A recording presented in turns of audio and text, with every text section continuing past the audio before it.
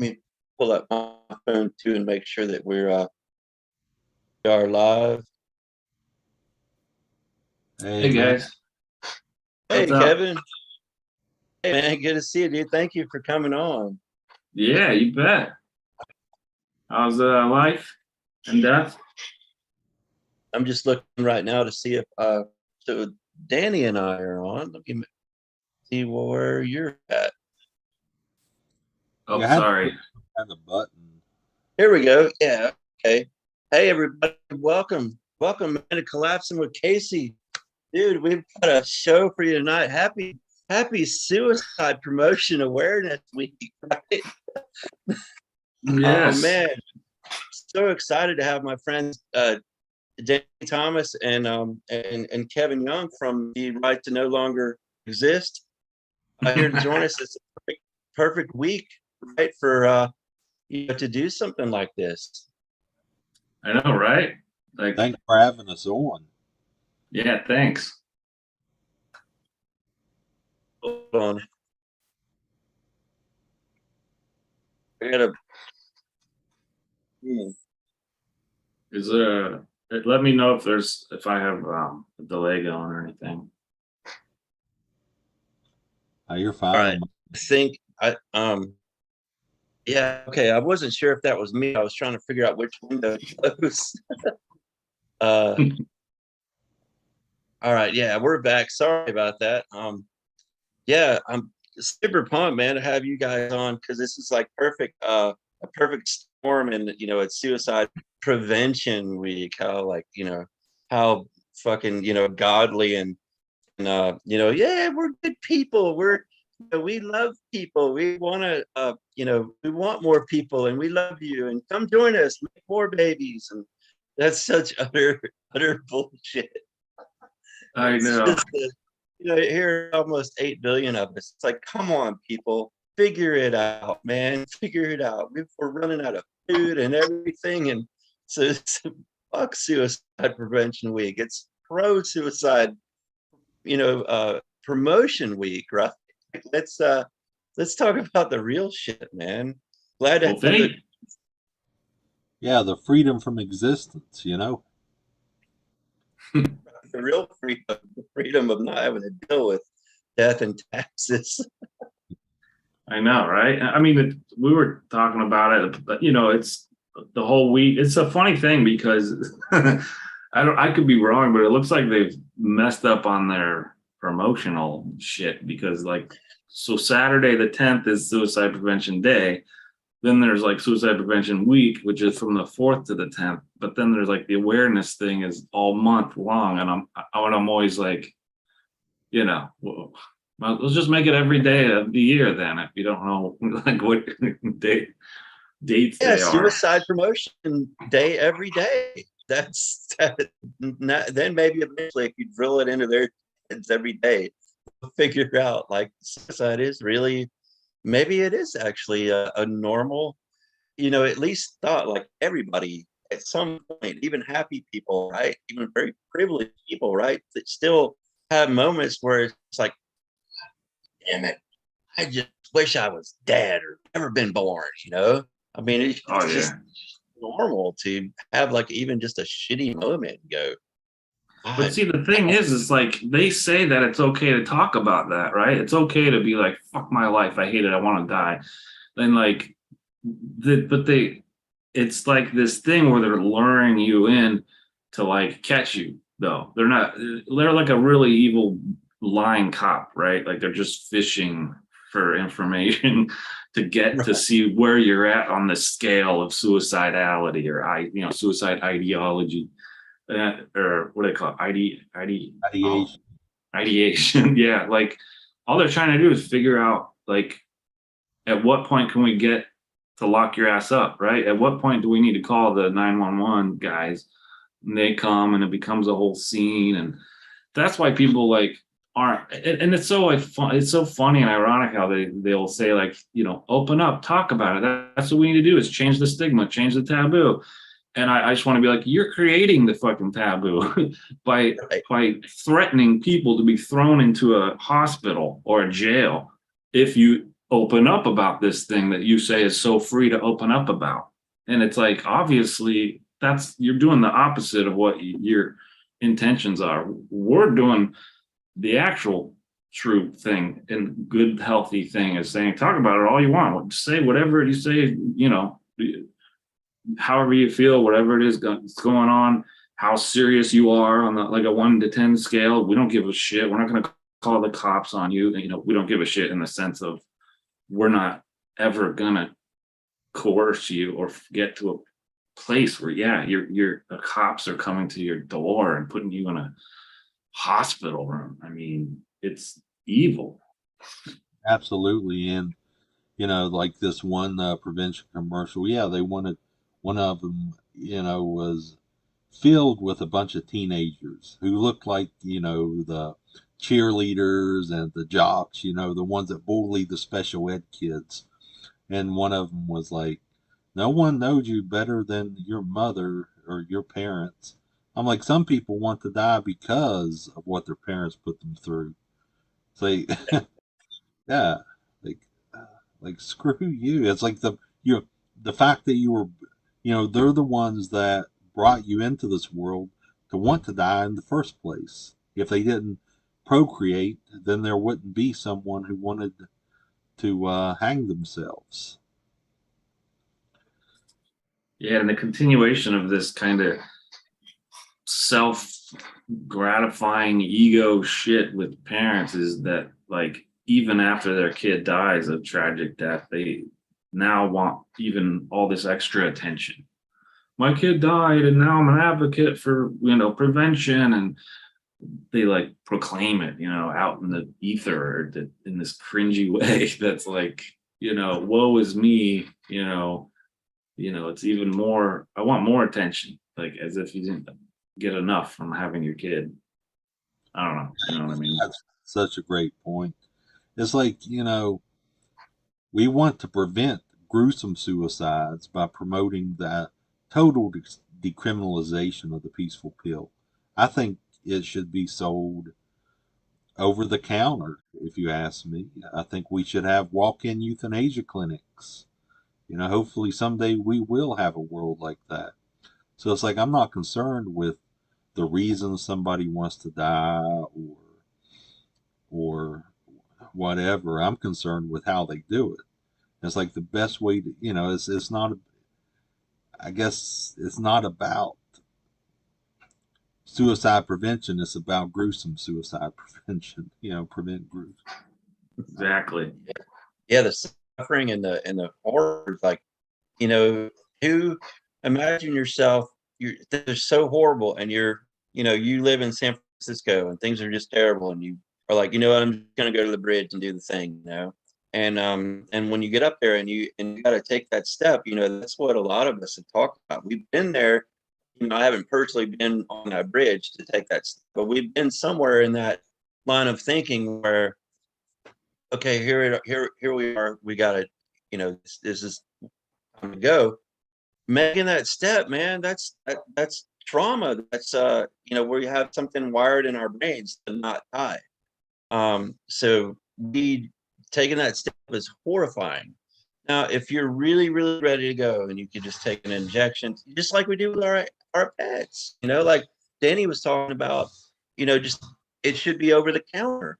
It basically is over the counter for our animals, but for us, it's not only not accessible hardly. I mean, you have to do so much of your own research.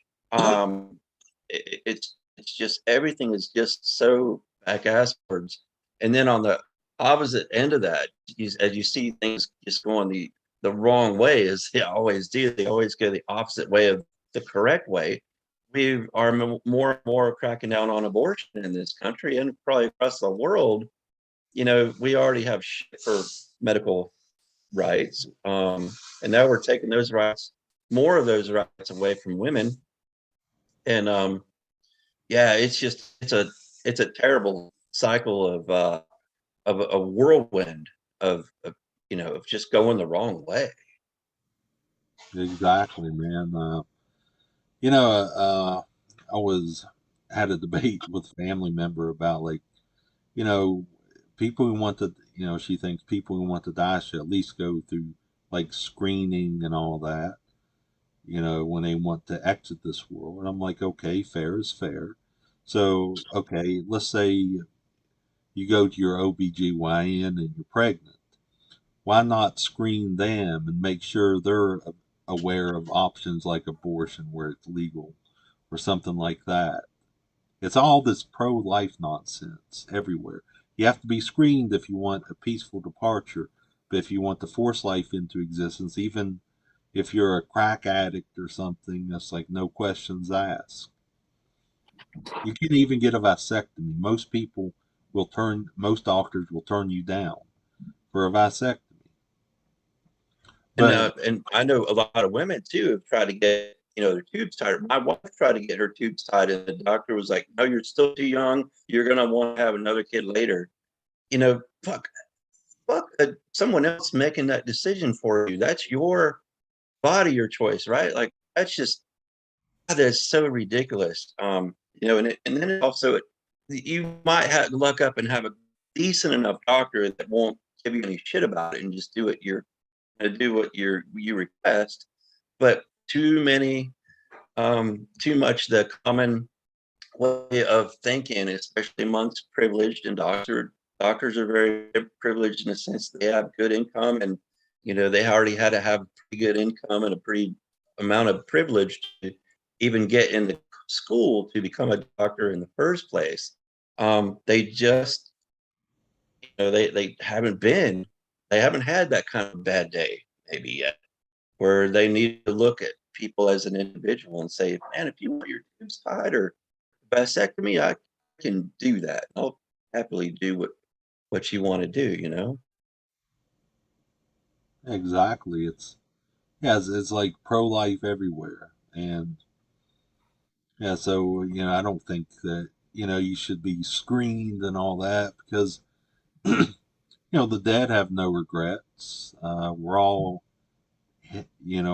dying anyway. So it's just getting us to where you're already going.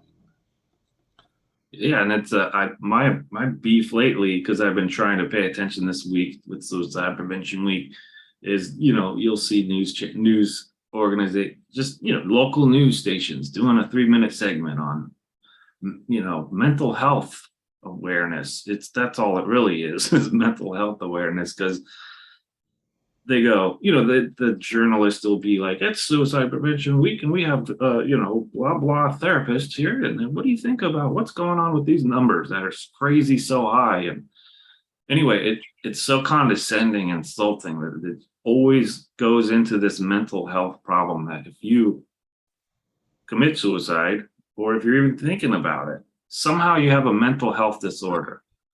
And it's like, you're not crazy. Like if you're in a room full of crazy people and it makes you feel crazy, right? You're like, Jesus Christ, this is chaotic. This is really nutty. Like this person's eating their own, crap, like whatever.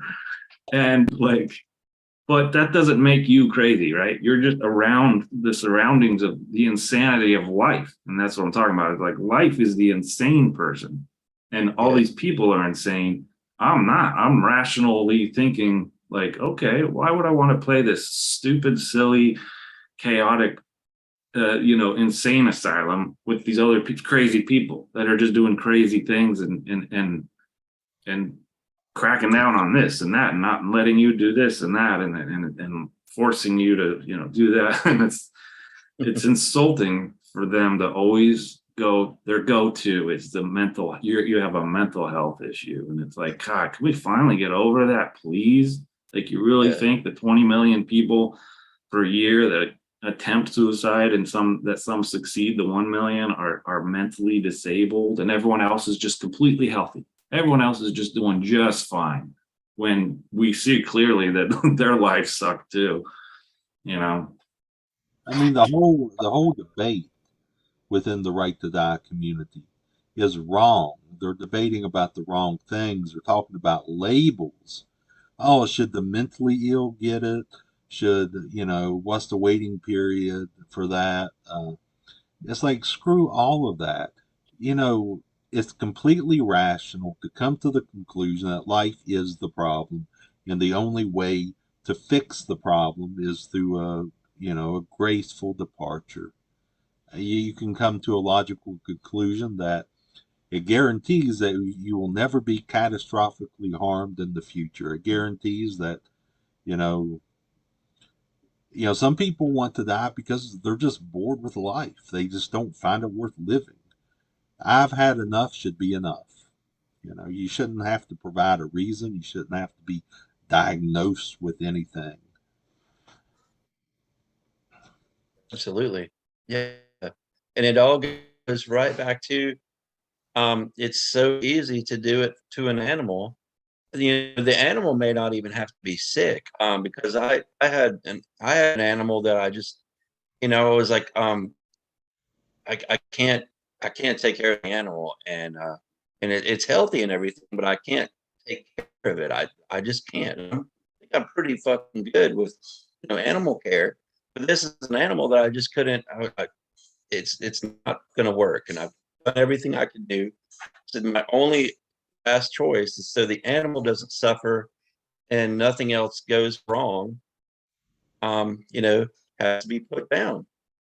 No questions asked, no problem. And I luckily didn't have to do it. I wound up um, finding another home, and I'm pretty sure that animal was probably dead within a week or two after that. Anyway, it probably suffered. I don't know how it would have suffered. I don't have any details, but I don't think, because those people disappeared. The people, hey, how's the animal? No further contact. That always is a strong sign that, and that thing probably fucking suffered a horrible death, for whatever, however, and, and that's not fair. Having it put down humanely would have been much simpler and humane. And it goes with, we're human animals, right? So it's no different. We're no different, and there's no pride or anything to be proud about suffering a slow dying death. It's insane that don't do that. You don't have to do that. And fortunately, not to do that, you either have to have a lot of money to go to Switzerland, and even if you can even get in the door at Pegasus, or you have to do a bunch of research on the Peaceful Pill Handbook and try a method that might or might not work. Because many people who listen to my channel, and myself included, got the rebreather from Richard Avocet, only to find out later from Dr. Nitschke, who was included it in the book, said, well, this might not work after all, and it doesn't look like it works. Now the guy has disappeared. His product and his website has disappeared with all that money.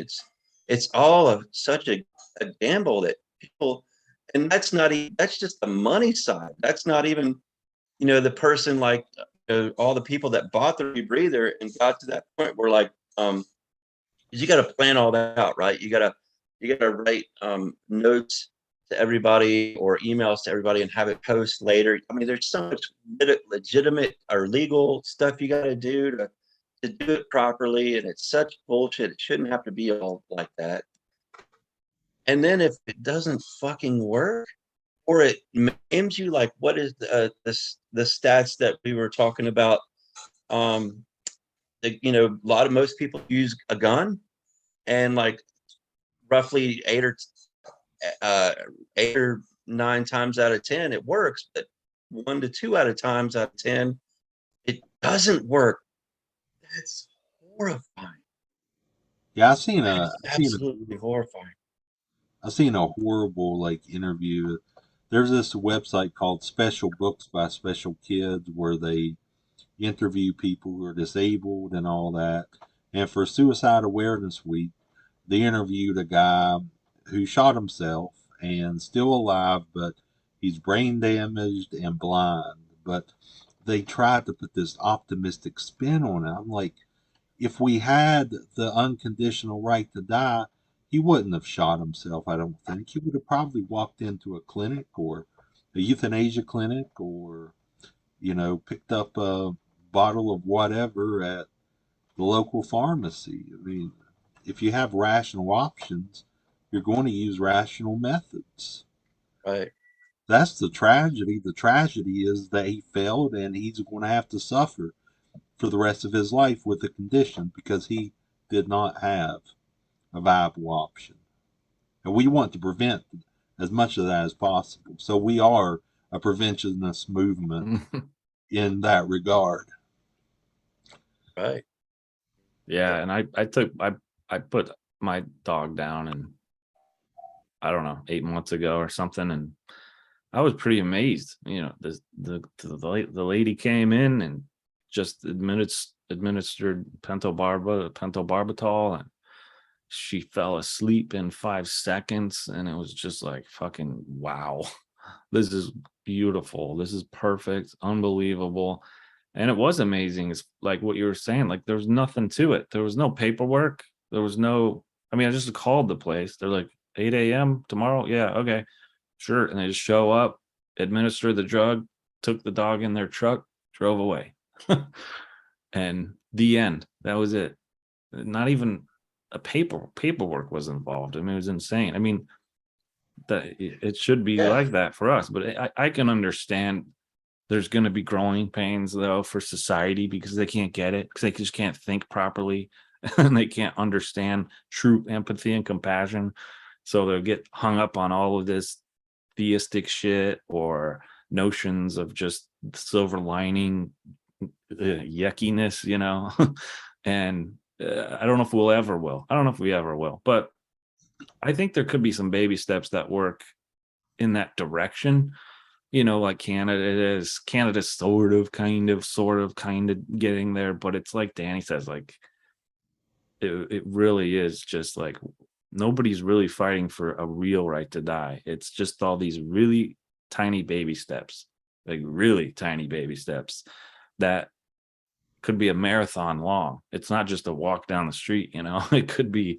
And by the time we get there, it's just how many millions of people are going to die gruesome deaths. Or actually, what's more horrifying is what Danny was saying, the people that don't die of these gruesome attempts.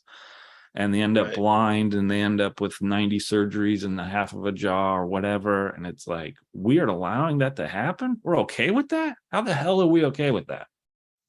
It's sick. Exactly. And even, I posted on our Right to No Longer Exist Facebook thing about, Q&A by Pegasus and Dignitas. No, they don't take people who are suicidal or with mental illness. And that's a hard pill to swallow, Even if they do, they're capitalizing on the like demand, versus supply, right? Like the 10 grand it cost or whatever. Like even for my dog, it was I loved her, but it was painful as hell to pay a $500 bill for the doctor to administer 5 cents of pentobarbital. You know what I mean? I was just like, $500, and what the amount of juice that you put in her was 5 cents, I'm sure, whatever, So that's kind of a sick aspect to this whole thing too. Yeah, that's expensive. When I was married down in Texas, we had to put our dog down. And it was like 5 minutes. And I remember seeing that Nimbutal through the tube and thinking, wow, that is liquid gold, man. But yeah, in 5 seconds he was out. He didn't whimper. He didn't show any signs of discomfort. It's like, treat me like a dog. I used to think about all the dogs and animals, cats, everything that was euthanized at the shelter, and it used to break my heart. And now I think about it, it's like they got out good, because so many of those same animals wind up back at the shelter anyway. Being at a shelter is so traumatizing for an animal anyway, that especially if they're there for very long, it's going to be really hard for them mentally to overcome that. Even for an animal, they're not stupid. They're sentient beings, and that shit traumatizes the hell, and some more than others. Like some people maybe thrive in jail, other people do not. I would not be a thriver. I would definitely be the rapee, not the raper, and that kind of whole shit. So it's just putting them in these little cages, and the public can walk through and pick one out. Yeah, that's a great. That makes people believe that the system is there in a good place, and it's working for them. It's just, and I think that's really the only reason that even a portion of our tax dollars go to animal shelters. It's just because of the good look, that it presents to the public, because it's all just bullshit. And even the shelters are underfunded, and if your dog gets out, even if it's a good dog, but it looks mean, it's a pit bull, or just looks mean or something like that. If it gets out, one too many times, they'll animal control can round it up, and then you got to pay a huge fine to get it back, and then your dog's been in that situation, and who knows what it's exposed to in the time that it's there. It's a horrifying, and then we're not even getting into factory farming. They don't even do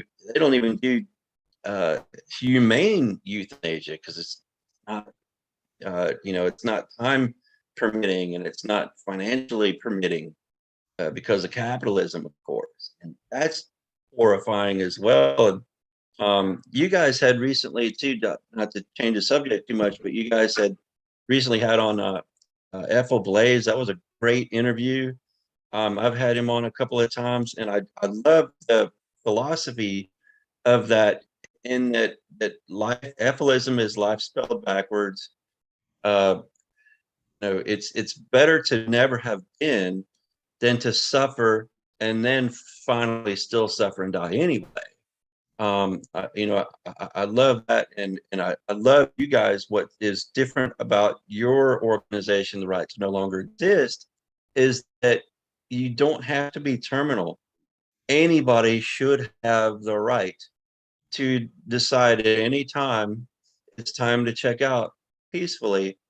And I think that's really important, that there's no other Right to Die organizations that are doing the work that you guys are doing, correct? Yeah, thank you. Unfortunately, I guess we're the only ones that believe it should be unconditional, unless other people do and are just not say or too afraid to say it. Wasn't that the one company that ended up like manufacturing drugs or doing something to where they got arrested in Europe or something? I think they were pretty universal, but they got arrested for doing, they didn't do it the right way. You know more Well, about it, right? they were an organization in the Netherlands called Collective Last Will, and they believe that everyone should get it, but you have to be 18, I guess, to order, and they sell it because there is no real right to die in the Netherlands. It's tightly controlled by the medical industrial complex. They were arrested, the leader and another guy was arrested for assisting and selling the product. And yeah, they're close to our philosophy, except for we don't sell it because it would, got to have some people out of prison who support this, but it's Right. shit. It's bullshit. If, the media is the one that makes them sound like, or places like the Netherlands sound like, it's a right to die wonderland. That's not reality. That's just their sensationalism clouding the truth. Yeah. I'm gonna say something to that, man. I forgot. I For a hate when that smoke break. happens. Oh, all good, man. Yeah, I really appreciate what you guys are doing, and I think like your Facebook page that Danny mentioned earlier, I think it's really wonderful for people to be able to have an outlet to post their feelings and stuff like that. Like one thing that really stuck with me recently on somebody shared their story. It was quite long and really good. And one thing that really hit me, man, was it was about 8 years old when they realized their parents had kind of just gotten tired. I think the word they used was got tired of me. And anybody can be a parent. Anybody. All you got to do is do the natural thing, and the natural thing happens, right? And the baby comes, and nobody thinks about it. And I mean, most people aren't prepared to fucking take care of a cat, let alone a growing human fucking being, that's got all these other needs. And like, I love Doug Stanhope's bit about I couldn't be a good enough dad if my kid was born with a suit, a briefcase, and a full-time job. And that's so true. Nobody can guarantee the safety of their child. I mean, in fact, safety doesn't even exist. So when you bring a child into this world, you're throwing them into traffic and waiting until a car hits them. That's basically what you're doing. Right. See, but I'm more skeptical even about like, these talks, even though it would be a better world to live in, where to be a parent, you have to apply, you have to prove, you're capable, you're going to provide a great home. You're still putting, like, the risk argument still overcomes the, like, let's develop and create a baby and that grows up in this perfect world, because it doesn't exist, which is part of Efilism, is saying life is fundamentally just by its core fucked. We're all fucked. We're doomed. You're guaranteed to get run over, whatever it is, cancer. I mean, you name it. There's millions of things.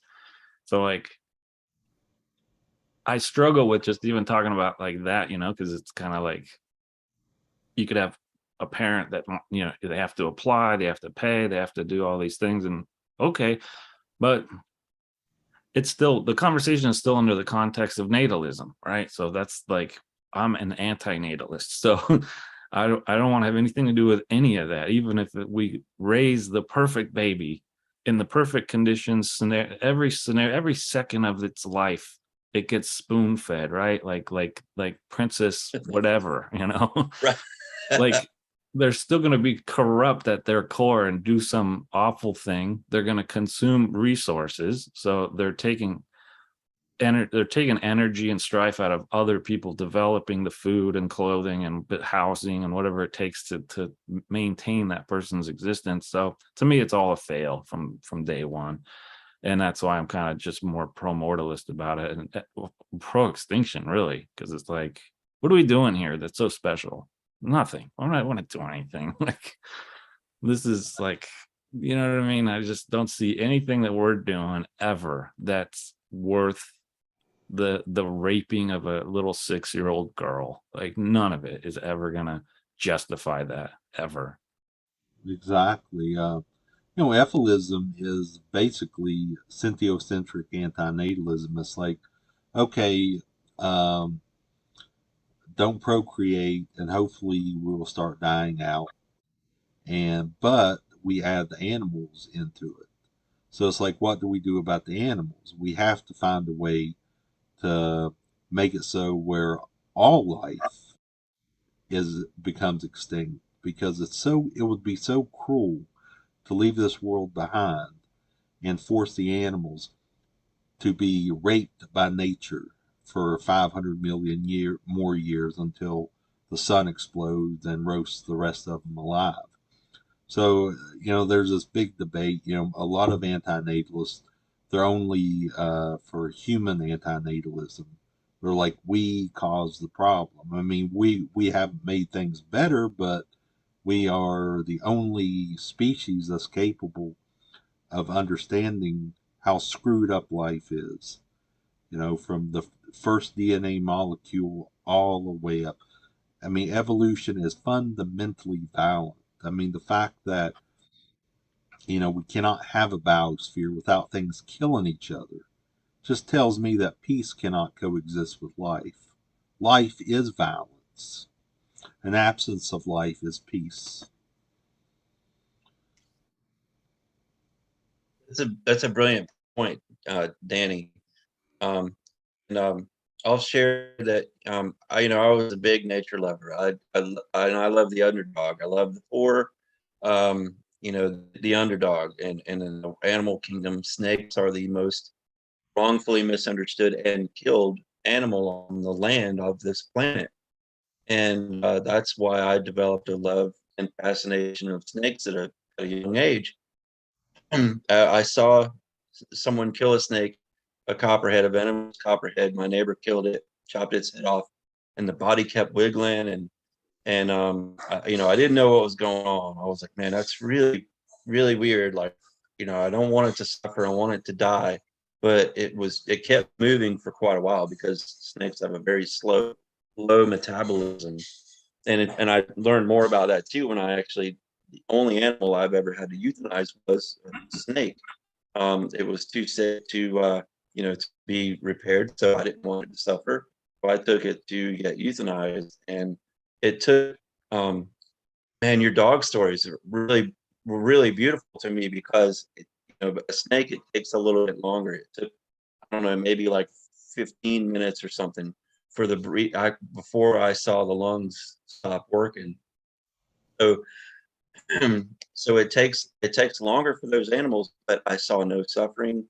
That you can tell when a snake is in pain. It's gonna scrunch up or just kind of spaz out. The body movements are gonna spaz out. That's it inflicting pain, just like we as people would crawl up into a ball. When we're like kick us in the balls and we're just literally go into a ball ourselves. It's kind of the whole that's how you show pain. And it was really nice to see how calm and everything that was. But and I've volunteered in conservation for 10 years trying to teach people, hey, don't kill snakes. These animals are important. They eat the mice population, the rodent population, help keep viruses down, and all that stuff that they do to the ecosystem. And then I learned about human extinction and how awful the situation is with the planet, and immediately how bad it is, because we're in such overshoot at almost 8 billion people now. It really woke me up to it woke me up to the importance that this we've cooked the planet so badly. It will eventually resemble Mars, Venus. There will be no water, there will be no oceans. It'll be a dry, dead. And that horrified me at first, and especially as I learned about ecologism and antinatalism. It all made sense to me that that's peace. A dead, dry planet. There is no suffering. There is only peace. There's nothing or no one there to observe that. Obviously, there doesn't have to be, because for that being to be there and observe, like, wow, it's really lonely here and dusty and hot or cold or whatever the situation is as to why there's no life or water. It doesn't matter. It doesn't matter. If it's envisioned in that being that is envisioning that, oh man, this is really lonely. They're sentient, and they would be also much safer, better off, and happier having never been existed. Because even in the end, they're only going to be a part of that rock or a grain of speck of dirt or sand or whatever. And it really helps. And I thought that whole thing would kind of wrap into people who are really in tune with human extinction and where the direction that the planet is going in the very near term. And I'm finding that there's that same kind of blockheaded thing to go up against. I love nature. I love nature. And it's like, well, then you look at it this way. If you love nature, then you really just love pain and suffering and animals in cages and people getting cancer. And you know what? Because I never fucking asked to be here. And once I realized I was here and what was going on, I said, oh my God, this is gonna take fucking ever. Get me the fuck out. This sucks. Yeah, you can't be pro-life and anti-suffering at the same time. It just doesn't fit. Yeah, it's that simple. Yeah, absolutely. You know, I can't even stand to watch. I used to like to watch like science shows and stuff like where like you know where astronomers talk. 'Cause I can't stand to watch that. Like especially Neil deGrasse Tyson, who's an atheist. He's like, you know, he calls you know places like Mars hell worlds, but we were lucky to have been born in a paradise, and it shows a picture of the Earth, and the Earth does look very aesthetically appealing, but it shows the deception. We are Yes. living on the only hell world that we are aware of. You know, The only hell world we're aware of. That's a damn good quote. I like that. thank you. But yeah, like Danny also has said, what'd you call it? Earth is a spherical concentration camp or something like that. I Yeah. use spherical concentration camp. I use spherical factory farm because you know we're all against human like factory farming. So, but what is nature? What is Earth but a spherical factory farm? It's like if it's bad when humans do it, it's bad when nature does it. So we got to like stop the machine, you Yeah. know? Yeah, and people can't. It's hard for people to grasp, right? Because you're pro-life, you're here, all the beautiful blue whale in the ocean. Just look how it so majestically, slowly goes through the water, whatever, but it's eating 12 tons of fish per day, like alive. I mean, it just like these realities, like we're so disgusting about covering up the truth, and like these discovery shows where it just shows, oh, the beautiful lion is chasing after the hyena, and he will struggle with his chasing of the hyena. What, you're having empathy toward the lion? Like, that's the fucking murderer. Like, we should be mocking the lion, not the hyena. Not the hyena, but a deer, whatever it is, some vegan animal, but anyway, I just like, how can you justify any of this stuff, especially sea life? I mean, because we don't live in it, right? We're not in it. We can see video footage of it, but stuff like seeing sharks, the way they eat stuff mercilessly, is depressing to me. I just want to be like, gosh, man, blow up this whole fucking planet. Why? What's the point? Even the shark isn't being like, oh, I'm having a good day. You know, Yeah. and we're like Danny says, we're the only ones that are capable of like being able to accomplish this mission, which is, I agree, almost the borderline impossible mission, right? To blow the entire planet up. Like, it's a big talk to have. It's serious talk, and it's, people hate it. I don't care though, because like it's what needs to be done. But the depressing part is I accept it. I accept that it's probably never going to happen, and humans are going to go out the hard way, just the way they want. They don't think that that's what they want, but that's exactly what they're going to get. So it's sometimes hard for me to have, empathy with them, because they're going to get exactly what they deserve, because they're perpetuating this cycle of sentient suffering over and over again for no good reason. And you give them information and they flat out deny it. I mean, they got, you know, the doctors, you know, they want to diagnose us as crazy or something. Well, you know, I can turn the tables and diagnose them with delusional life disorder or something. I can make up shit too. Yeah. That's a legit disorder. I love it. That's what we all suffer from. You know, yeah, delusional life disorder. That's great. I think. Or this lie that like the preventionists give about regret for their suicide attempt or something, and then and it's like they don't really. It's not their struggle. It's like, I don't know how to word this, but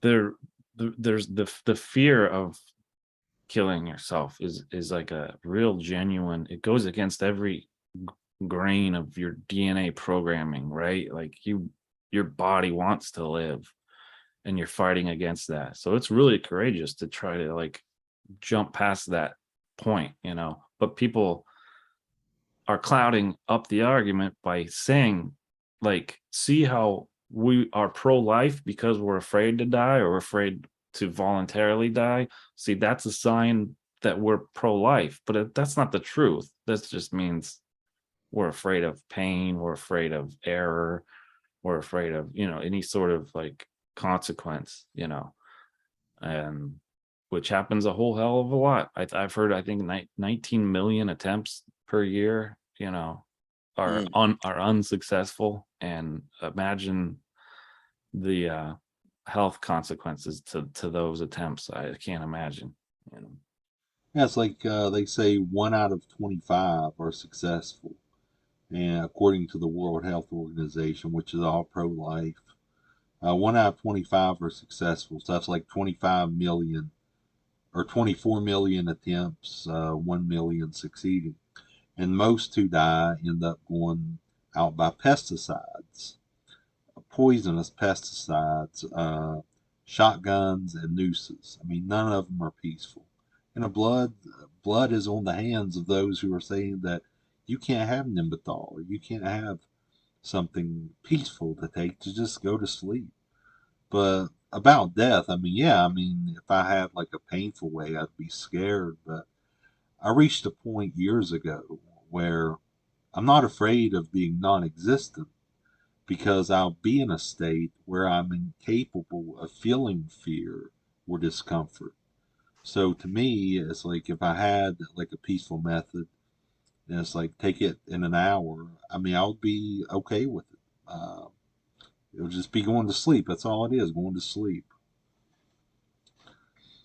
I can't count the number of times I've went to sleep and wake up and go, oh fuck, god damn it, whether it's the alarm clock going off or just going, you wake up. I mean, eventually you don't even, you get in such a mindset and routine that's just bullshit and repeating every day, like a vicious cycle, and you don't even need an alarm clock to go up, wake up, and then you still wake up and go, god damn it, fuck, I gotta do this shit all over again. How the fuck am I gonna do it?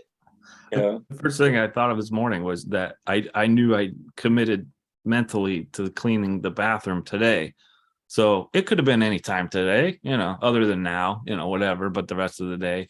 But the second I woke up, the anxiety kicked in, this fucking shit kind of mood. Like, I'd rather just get it done. So, I spent all morning, just a couple hours, just fucking cleaning the bathroom. But, anyway, it just ruins your day to just like know that you have some monotonous daily grind that you have to do. I mean, even sometimes eating is a chore, I mean, if it tastes good, great, that's cool. But if you're too, whatever, if you're down to your last because you're being lazy and all you have is a slice of loaf of bread, right? Like, you're just eating bread and water, you're just like, this sucks. I mean, most of our lives are just cleaning up messes and then waiting for another mess to be made to clean up again. It's so, oh man, the banality of it all is just draining. It's like nothing could be fixed.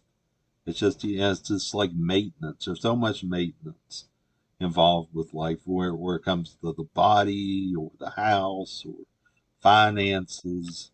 So we got all these burdens on top of just life sucking in general. Even without these burdens, I think life would still be a negative. Absolutely. Yeah, that's oh, go ahead, Kevin. Oh, it's okay. No, go ahead. Sorry, buddy. It wasn't that special anyway. Oh, neither was mine. I may have even already forgot.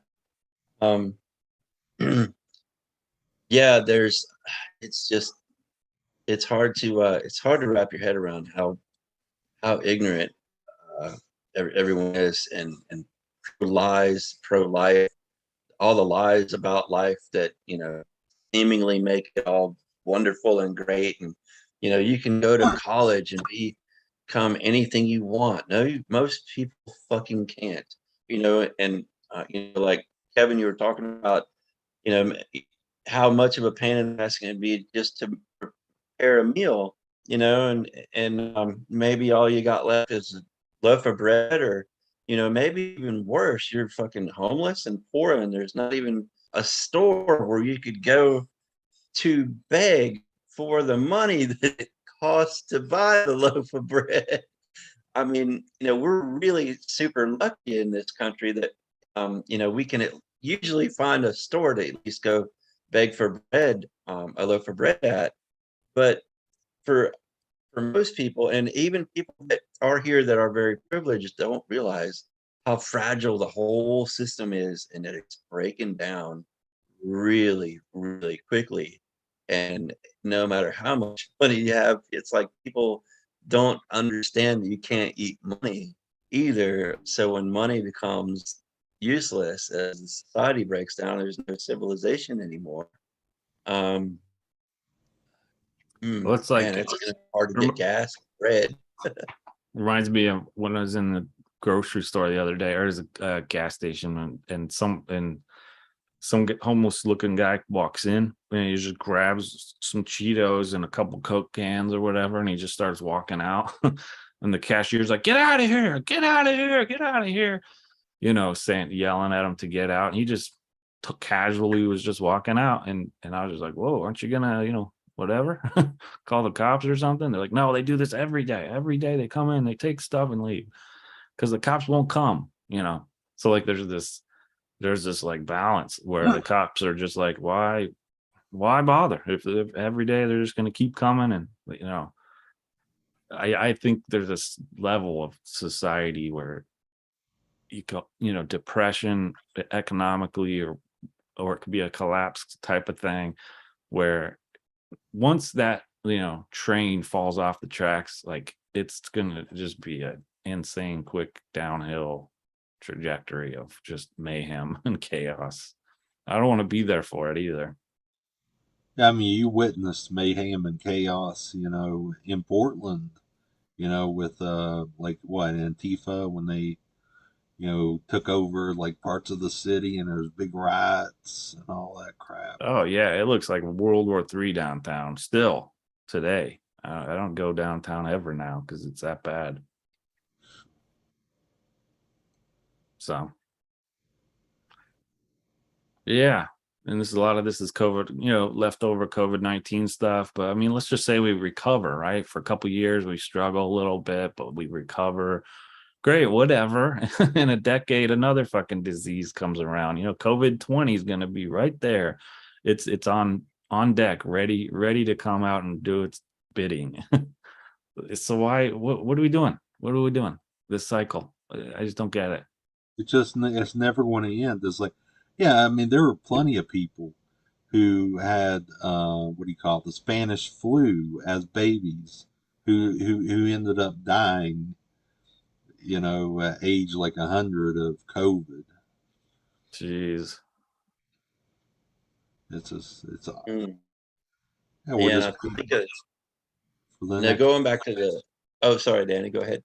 Oh, it's okay. Sorry, interrupt you. I was saying we're just waiting for the next disaster. And we have this illusion that, oh, once this is done, everything's going to be great forever. It all fix itself. Yeah. Yeah. And one thing I want to do about like protests and stuff like that, like usually the people who are really under scrutiny, the poor, it's always, look at history, it's always the poor who have the rocks, but the money side, the government, and the money side who has the guns, and they always make it out the people throwing the rocks are the bad guys, because they control the media and the news and the information. But like Antifa at its core, and Black Lives Matter at its core are all very peaceful groups. But the police and the government and and especially like white supremacists and stuff like that, always be there to, start the fires, start the gunfire, start, whatever. I've been to many prison protests, and and the the cops can be, they want to antagonize you or hope that somebody else will. And if a rogue cop, and there are plenty, come out, they they'll do it too, and then it always gets blamed on the on the underdog. And I was at a prison protest once. One of my last protests I went to, this prison was terrible. Decatur, DeKalb County Prison in Atlanta. Very well known for just terrible conditions there, and it's only gotten worse over the years anyway. But walking probably close to a mile or half a mile down the road away from the prison to where we were parked at the MARTA parking lot, there was a cop there, and monitoring people from the parking lot to the protests and stuff. And we were one of the last ones. Like, we were a small group, one of the last ones to leave, I think. And the cop at it was a little isolated area, and he says, "I just want to say thank you guys for. I'm not supposed to talk to you guys, but I just want to thank you for what you're doing." And I was like, "Wow." And I don't remember what I said to him, but I was like, why don't you, basically, like, why don't you fucking put down your badge and put your money where your mouth is and come fucking join us? It was, I don't remember how I worded it, but that was basically what I said. I was pretty quick and angry because of the badge. Even because I wasn't expecting that positive. As soon as he spoke up, I was just like, oh brother, oh fuck, don't say nothing wrong, Joey. Don't, because I have a temper on shit like that. And it was, I couldn't believe what he actually said. Like I said, I just thought, well, throw down your badge and fucking come do the right thing. Yeah. I think that's probably why they put him specifically, because the cops know each other, and they were like, oh, this guy, he, don't put him in the direct action, because he'll be a softie or something like that. Yeah, it's like, the problem is we're such a violent species of ape. It's like, no matter, like, if you get too much power, no matter where you stand on the political spectrum, or like, you're likely to abuse it. Like with that Stanford prison experiment. Yeah, that was pretty telling. It's like, those regular people, and they ended up abusing the other inmates during that experiment, the college kids. It's like, I don't know, if you Yep. put Antifa in power, would they be just as tyrannical as the cops? It's like, you've seen this with like revolutions. It's like in Russia, for example, the proletariat, overthrew the oppressive czarist regime, but they themselves were just as oppressive. So it's like, yeah, anybody, absolute power corrupts absolutely. Yeah. Yeah. It's a, yeah. I believe that you have two people, that's too many, because two people are still going to, as we've seen, get to almost 8 billion people. And that's not a healthy, healthy thing at all. It's just chaos and murder, chaos and death and murder, destruction, suffering is really all you're gonna set yourself up for, um, in I an just can't environment believe, like that, right? I just can't believe in our lifetime, how much higher the human population has gone. What was it, 100 years ago? It was 2 billion or something. I mean, and they say that's what this is, like, supposedly the sustainable number. We've quadrupled that or whatever, and it's like, I'm surprised no one seems to care. Like, people love to talk about environmentalism, though. Clean up the Yeah. environment, do all of this work about environmentalism, but don't ever talk about stop having kids or at least Right. lowering the birth rate. Don't ever talk about that. That's sacred. Yeah, there were like 4 billion people on this planet when I was born, and they had doubled. I was born in '83, so it doubled from 4 to 8. It's like I remember Greta Thunberg or whatever her name is, like saying, "How dare you?" I'm like, "Why don't you say that to your parents?" You know, say it to your parents. How dare you put me into this world where, I'm at risk in the first place? Yep. Yeah. That's where it all starts. It starts at the parents. They made the same generational mistakes as many generations before them, and it's not hard to figure out. But people give themselves a pat on the back for being the most intelligent species on the planet. But man, we sure know how to fuck stuff up and get Yeah. it wrong. Yeah. No, Sorry, my it's camera battery died. Let me put a new one in, just FYI. oh, no worries. That's why We I can. don't like. Oh, sorry. Go ahead, Danielle. I was just saying, letting Kevin know we can still hear him good. Okay. Yeah, I mean that's why I don't like to use the word common sense because apparently sense is not too common. Right. Yeah, that's for sure. That's for That's sure. true. Well, tomorrow I can't wait. It's Suicide Prevention Day. I can't wait. I'm gonna go out. I'm gonna have multiple signs. I mean, I have like 7 or whatever, but I think for tomorrow I'm gonna use suicide prevention is slavery sign, and Yeah. that'll catch some eyes for sure. Anyway, I'm excited to do that. That'll be fun. You got some people going with you? Yeah, I have 2 people organized, right? Or two people yeah, in the works. So hopefully those 2 will come, but I'll go alone if I have to. But it's pretty fun. I mean, it's awkward and can be awkward and stuff, but at the same time I've gotten to be a little bit comfortable with it and have a little fun with it. So that's Yeah. cool. Yeah. I love it, man. I love the videos and the vibe because it's funny to see people honking it. Yeah, life. You know what? Now that you mention it, life is kind of a pain in the fucking ass. I'm gonna honk for that. I'm thinking about getting a shirt. Because you can, for anybody that doesn't know, you can go on the Rights That No Longer Exist website and download their signs and have them printed at your local. If you have a printer, you can print it yourself. Or, have it printed at Office Depot or wherever you want to go to save. Get the files are all right there. So check it out, and man, it's fun to go out and do shit like that with signs, or get some t-shirts made and and do that. I think that's if there's not much for right action we can do anymore, but that's at least right action, and it's kind of fun, and you can film it and make I just people laugh. wish some of all of us, doomers and you're the people that follow you and all your friends and which are amazing people. I wish we could all get together though, in one physical place, and storm the Capitol or whatever. Yeah, me too, man. I wish I could I wish I was there protesting with you, buddy.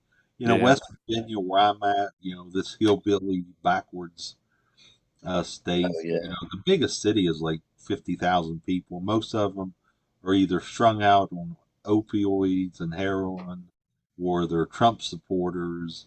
It's like it's such a different universe in this state, and all the stuff you hear about West Virginia is absolutely true, except for the incest. I never, yeah.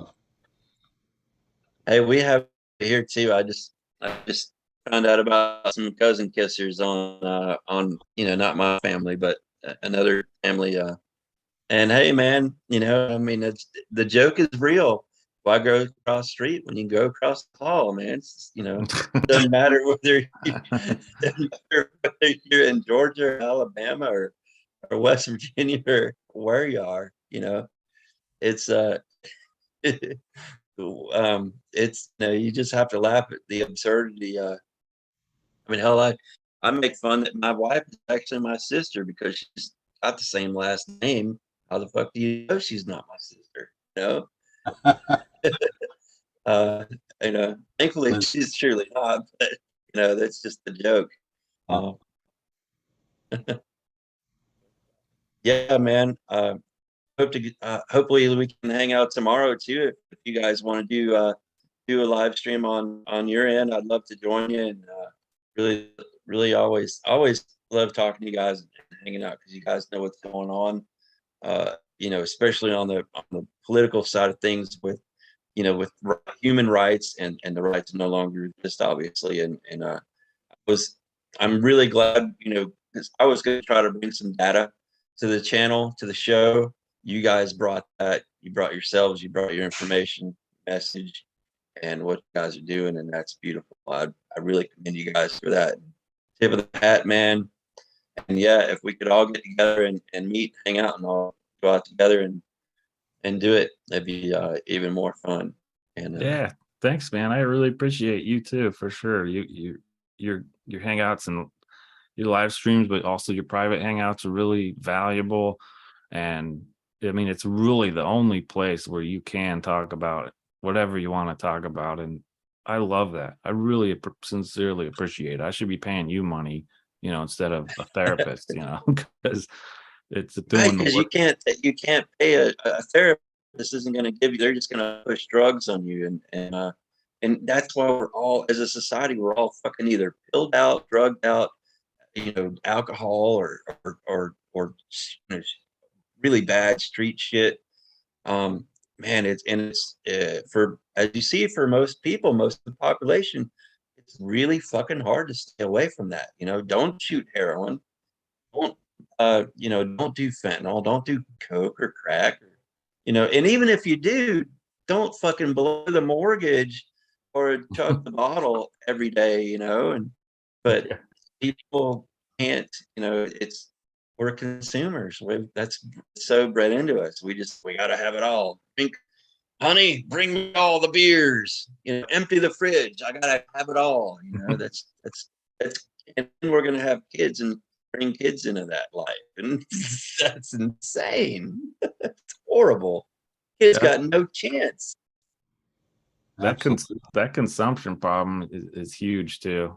We're just constantly consuming and just throwing the empty water bottles, plastic water bottles on the street when we drive by or whatever, and it's just like now there's this big huge state size fucking plastic garbage patch in the ocean. Like the amount of garbage we create is insane, and I know we're past the point of no return, really, I think.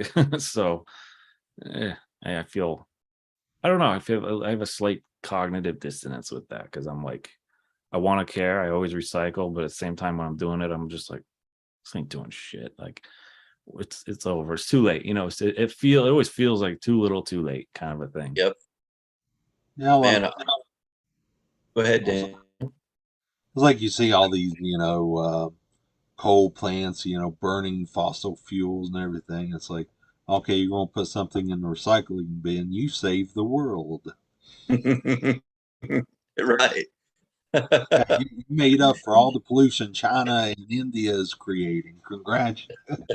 Yeah. And our military is the biggest polluter because they don't count the militaries, and our military budget is what, like 2 or 3 times more than even the second largest. It would, if you added up all of the military budgets on the planet, it would not equal our military budget. It's I know. that out of control. But they don't count military emissions because, well, that would make us look bad. It would make us look like the bad guys that we really are. So it's, and because it's worldwide, because we have bases all over. We're the only country that's ever actually used nuclear weapons twice, not just once, but twice on other countries, let alone all the testing, that we've done in other nations that are nuclear capable, have the nukes, have done, plus nuclear power plants and nuclear submarines. And I wanted to share quickly because you were talking about the trash in the ocean.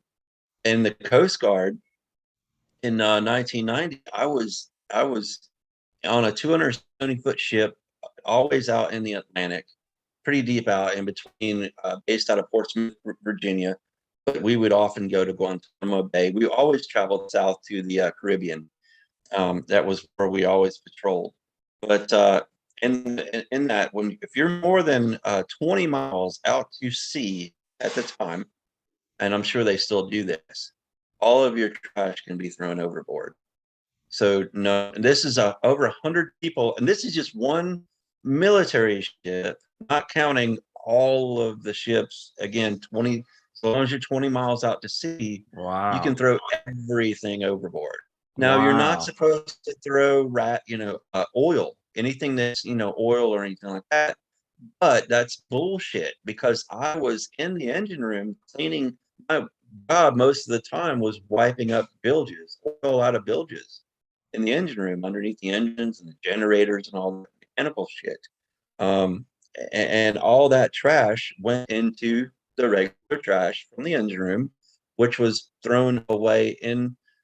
Imagine like a large bedroom of a house, the master bedroom of a house. There was a room that size in the boat, in the ship, that would be full from floor to ceiling of trash bags.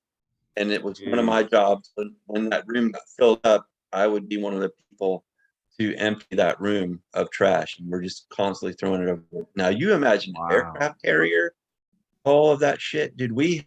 That's why we have so much trash and pollution. Even our rainwater now has plastic in it, because it's all plastic is, and forever chemicals, they're called, are literally in everything. There's fucking heroin and meth in our drinking water. All of our drinking water tests positive for that shit. And now even rainfall is doing that, because we put it out there so fucking much. That's all part of overshoot and too much, yeah, consumption. And that and I always knew, man. I always knew, every time I threw every trash bag overboard I said, I'm gonna fucking pay for this shit later on in my life. And here we are. Wow. Man. I'm sorry. That's depressing. I mean, to be Yeah, that. sorry. Sorry about that. No, I mean, Yeah, I feel bad for you, because it's just like, yeah, it's yeah. just I mean, I've to see the carelessness, and just people yeah. in general just being glib about that shit. Like, I have family just in Montana. Like, they don't recycle. They make jokes about it all, recycling. They're Mm. careless. They throw it at whatever. It's just this insane. We could have a lunch, barbecue lunch, whatever, and it's at the end of one lunch. it's This is nine bags of fucking trash. I'm like, Jesus Christ, man. All we ate was one meal, 9 bags of garbage. Kind of like You're right. we're the worst kinds of biological chemical plants, man. Yeah, we're such a failure, and it's just like this. We do have a chance to, like, well, whatever. Not to get back into the extinction stuff, but we have one chance to kind of save, so to speak, ourselves. Which, Yeah, we're intelligent enough to do the right thing.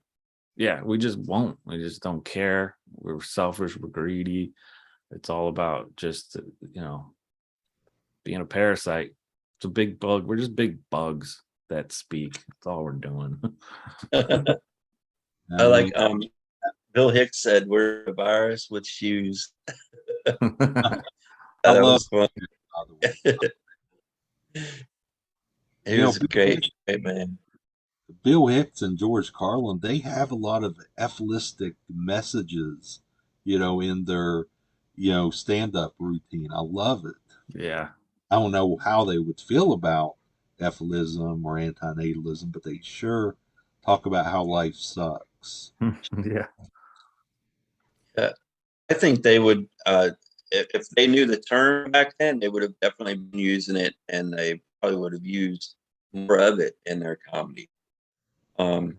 Like, Especially having like a term, to attach it yeah, I think Doug Stanhope get pretty, like, borderline just say the word, basically, or to.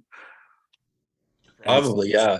Yeah, I haven't listened to much of his newer stuff, but his older stuff was always much like that. I liked it.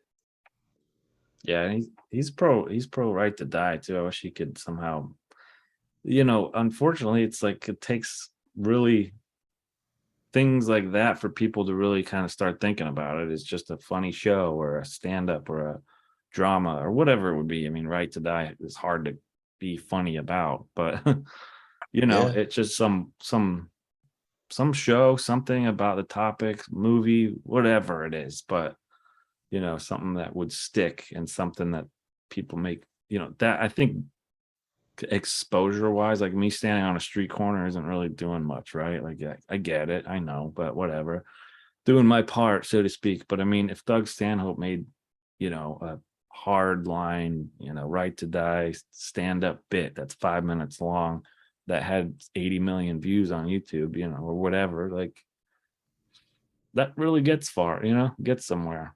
I wish Yep. I wish there was some medium by somebody in some way that Oh could have man. an influence to that degree,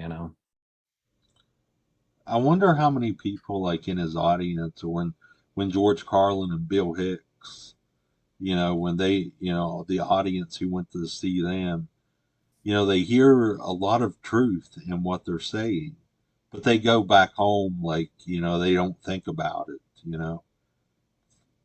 they're Yeah. just like, they're just going back to the regular life and like, oh, that was a good show, but they're not understanding the deeper truth behind what they're saying. But it's great how they can also make it funny too. They can make you laugh and think. And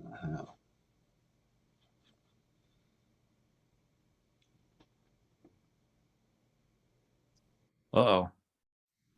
huh? All right, it's all you, buddy. You're the host. You're the host of the show. Oh, I think he's back. Oh, here it comes. Hey, sorry about that. I don't know what happened, but sorry about that, you guys. It's Oh, okay. no My, problem. my internet crashed. It's all right. I was the Thanks for host carrying for on.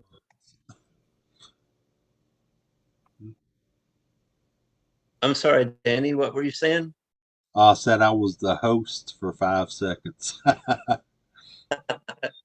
did it feel? Thank Did you it feel guys for good? hanging out, man. Sorry about that. Oh, no No. problem. We always All enjoy right. talking to you. Yeah. We love hanging out with you, man. We appreciate you so much. Hopefully tomorrow happens. Like, there's a lot of technical things that I'm trying to work out with. Like, we're gonna, watch some videos and stuff. And so I don't know if it'll be live streamed. I think we'd probably be better off recording, just doing a recording and upload. But regardless, I'm excited for tomorrow and hopefully we can make that happen. Yeah. Oh, Absolutely. that's awesome. That's cool. I'm looking forward to it, man. I wanted to run through the chat real quick too before we signed off, and anything you guys want to hit on before we sign off too. I want to thank everybody in the chat for joining us too, and your comments. And Sweet Indigo as and one of the she really helps out with the channel. Thank you so much, Indigo. Yeah, my dad at 95 is 95 years old. He's fine physically and mentally, but he is sick to death of the everyday trials of being 95. Man, I'm only 50 and I can completely, he's almost double that. No, Yeah. Oh my I, gosh. that's, I don't want, I'm uncomfortable now at 50. I couldn't imagine how uncomfortable 95 is, even if you're still able, up and able, right? Yeah, I can't even imagine that, honestly. I can't. I think Wow. Yeah. years so many people romanticize growing old and growing old together. It's like, oh my God, all the health problems. Well, I hope it's not too hard for you, Indigo, to watch the deterioration of your dad, because I know that's hard. I watched my dad die. It was fucking brutal. So good luck to you, because I'm sure. Absolutely. Yeah. Yeah, man, definitely second and third that for sure. And our friend Joanne Vanek is inviting us all to Vermont, where we can come and hang out and have a a big old big old fest. And maybe instead of Burning Man, call it Dying Man or something like that. Hey, that's great. We need to start building portals so we can like jump into each other's worlds and Yeah. Yeah, we have a big Burning Man, but then we jump into the fire. Bad dying. Oh yeah, man. That's the thing is, there's so few and far. We're so few and far between. It's really hard to find like-minded people. Thanks to social media, the internet, and different platforms. Like guys from YouTube and your Facebook page. And I think it's really important, that we can have these kind of communities and for us to get together and talk about real shit, get all this real shit off our chest. It's so therapeutic. It's, like what we were talking about earlier, no matter how much money you throw at a therapist, you're not going to get this kind of therapy, real therapy outside of, groups like this and coming across people that you can talk to and have these, the private Zooms that we have are really special because then we can go into more detail. I've learned so much. I'm so much more confident in my exit plan now than I was, even just from weeks ago to even years ago, for what we've all kind of collectively learned and the information we can share. And it's really important. So thank you guys for being a part of that. Thank everyone else too that's listening that's also part of that. Yeah, thank you so much. Always love hanging out with you and stuff for sure. Yeah, definitely, man. Thanks for having us both on. Hopefully we'll have everything ready tomorrow. We'd love to have you be a part of this. We can go after these pro-lifers, huh? How about that? Yes. That sounds like fun, man. It's right up my alley. So thank you guys for including me. I really appreciate it. I hope to do a good job and make some good points and hopefully get some good laughs too. Yeah, it'll be good for sure. I'm gonna have to bite my tongue because I was like, when I was seeing those videos, it was like I had a comment for like every 3 words they fucking said. Yeah, I had like an hour of dialogue in my head for like every sentence. Like, yeah, we might have to pause every 2 seconds, just start, just to like vent. Right, that's awesome. That sounds like fun, man. Before we head off, I'm gonna. I usually close out the show with Wesley Willis. Oh, nice. I like him.